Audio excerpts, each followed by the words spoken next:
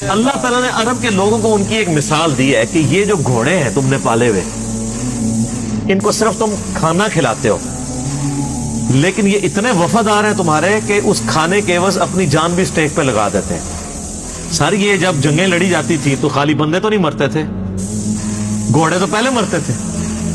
جب تیر چل رہا ہے بڑی چیز کوئی پہلے لگے گا نا، گھوڑا اتنا بڑا ہے، بندہ تو چھوٹا سا اوپر بیٹھا ہوا ہے۔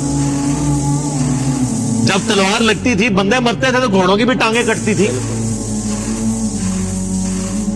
ان کے گلے بھی کٹتے تھے۔ تو اللہ نے ان گھوڑوں کی مثال دی ہے کہ وہ گھوڑے جن کو صرف تم تھوڑا سا کھانا کھلا کے ان کی مالش کرتے ہو، وہ تو اتنے وفادار ہیں کہ تمہارے لیے اپنی جان دینے کے لیے بھی تیار ہو جاتے ہیں۔ گھوڑوں کو تو اس سے کوئی غرض نہیں، آپ لوٹ مار کرنے جا رہے ہیں، گھوڑوں کی کوئی دشمنی ہوتی ہے؟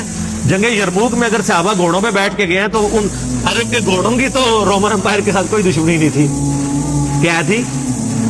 لیکن وہ اپنے مالک کی وجہ سے اپنی لائف سٹیک پہ لگاتے ہیں۔ تو اللہ نے کہا یہ دنیاوی مثال تمہیں سمجھانے کے لیے کافی ہے کہ گھوڑے تو اتنے وفادار ہیں، حالانکہ تم نے ان گھوڑوں کو پیدا نہیں کیا، صرف کھانا کھلایا، اور تم اپنے رب کے اتنے نافرمان ہو۔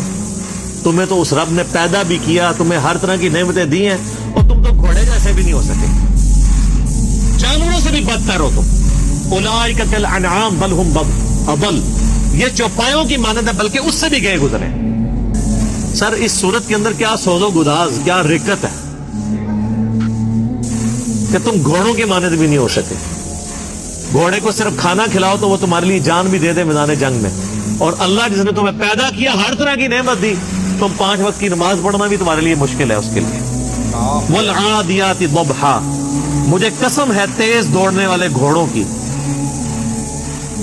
جب ان کے سینے سے آواز نکل رہی ہوتی ہے، سو ہے انہوں نے تیز جب وہ چل رہے ہوتے ہیں۔ فالموریات قدحا، جب وہ پتھروں سے آگ نکال رہے ہوتے ہیں سم مار کے، جب پتھریلی زمین پہ بھاگتے تھے تو ان کے پاؤں کے ناخنوں کے نیچے، آپ کو پتا نا وہ نیچے لگائے ہوتے ہیں لوہے کی، تاکہ وہ سمیں لگائی ہوتی ہیں تاکہ ان کے وہ ناخن گھس نہ جائیں، تو وہ جب سر پر دوڑتے تھے نا تو چنگاریاں اڑتی تھی۔ فالموریات فالمغیرات صبحا، پھر جب وہ صبح کے وقت اچانک حملہ کرتے ہیں جا کے، فاثرن به نقعا، پھر جب وہ گرد و غبار اڑاتے ہوئے واپس آتے ہیں، فوسطن به جمعا، اور جب وہ دشمن کے لشکر میں آگے تک گھس جاتے ہیں۔ سر وہ اپنی لائف سٹیک پہ لگا دیتا ہے اپنے مالک کے لیے، صرف اس لیے کہ اس نے مجھے کھانا کھلایا ہوا ہے، اتنا وفادار ہوتا ہے۔ ان الانسان لربہ لکنود، بے شک انسان ہی اپنے رب کا بڑا ہے۔ گھوڑے نہ شکرے نہیں ہیں، گھوڑے اپنے مالک کے ساتھ وفاداری کرتے ہیں، اس مالک کے ساتھ جو صرف کھانا کھلاتا ہے، اور انسان اس مالک کے ساتھ بے وفائی کرتا ہے جس نے اسے پیدا بھی کیا اور ہر طرح کی نعمتیں دی، صرف کھانا نہیں کھلایا۔ وَإِنَّهُ عَلَىٰ ذَلِكَ لَشَهِيدٌ، اور بے شک انسان خود اس بات پر گواہ ہے کہ وہ اپنے رب کا بڑا ناشکرا ہے۔ کہ کسی کو پوچھنے کی ضرورت نہیں ہے، ہر انسان کو پتا ہے کہ میں کیا کر رہا ہوں، کسی سے سرٹیفکیٹ لینے کی ضرورت نہیں ہے۔ ہر شخص اپنے گریبان میں جھانک کے دے سکتا ہے کہ میں اپنے رب کے لیے کتنی کمٹمنٹ رکھتا ہوں۔ مسلم شریف کی حدیث ہے، گناہ وہ جو تیرے دل میں کھٹکے اور تو اس بات سے ڈرے کہ لوگوں کو پتا چل جائے۔ پھر بھی لوگ مجھے آ کے مسئلے پوچھ رہے ہوتے ہیں، جناب کہ لی بھائی آپ کا کیا خیال ہے؟ میں پوچھتا ہوں جی آپ کا کیا خیال ہے؟ غلط ہی لگتا ہے، تہائی غلط ہے۔ اکثر گناہ تو آپ کو پتا ہوتا ہے یہ گناہ ہے، دل میں کھٹک جاتا ہے۔ اور جامع ترمذی میں حدیث ہے، حسن بن علی کہتے ہیں کہ نبی علیہ السلام نے فرمایا تھا کہ جو چیز تمہیں شک میں ڈال دے اسے چھوڑ دو، نیکی اطمینان دیتی ہے، اور جو جھوٹ ہے وہ انسان کو شک میں مبتلا کر دیتا ہے۔ غلط کام تو خود اندر ضمیر بول کے کہتا ہے۔ مسلم شریف کی حدیث ہے کہ لیے مومن کے لیے ایک چھوٹا سا گناہ بھی ایسا ہے کہ اس کے سر پہ کوئی پہاڑ رکھتے ہیں، اور منافق کے لیے بڑے سے بڑا گناہ ایسا ہی ہے کہ جیسے ناک پہ مکھی بیٹھی تھی اڑا دی، اس سے زیادہ اس کو جو ہے اس کو باردم نہیں کرتا وہ، اور بے شک انسان اس پر گواہ ہے۔ وَإِنَّهُ لِحُبِّ الْخَيْرِ لَشَدِيدٌ، اور بے شک مال کی محبت اس میں بہت زیادہ ہے۔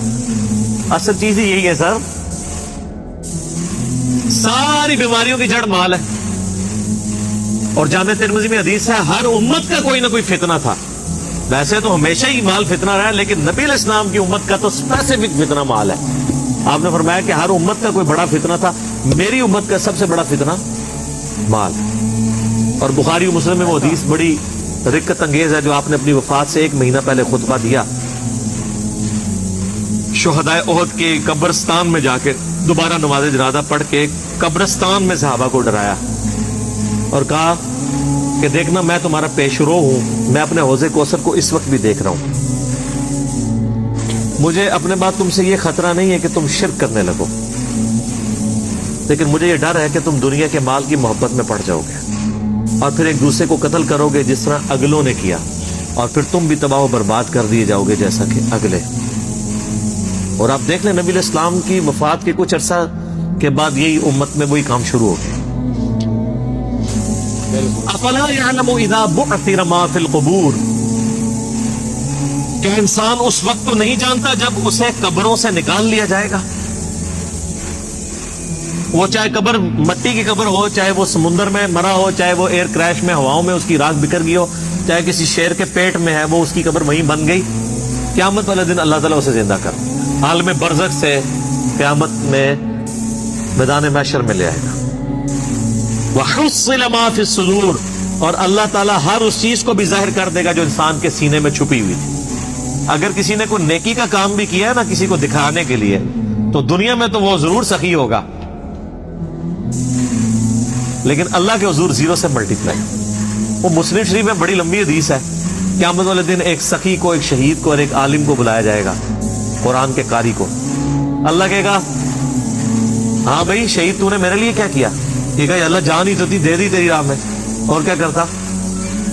اللہ فرمائے گا تو نے تو اس لیے یہ جان دی کہ لوگ تجھے بہادر کہیں, اور لوگوں نے بڑی تیری تعریف کی ہے, میرے پاس تیرے لیے کوئی اجر نہیں, اوندا منہ کر کے دوزخ میں.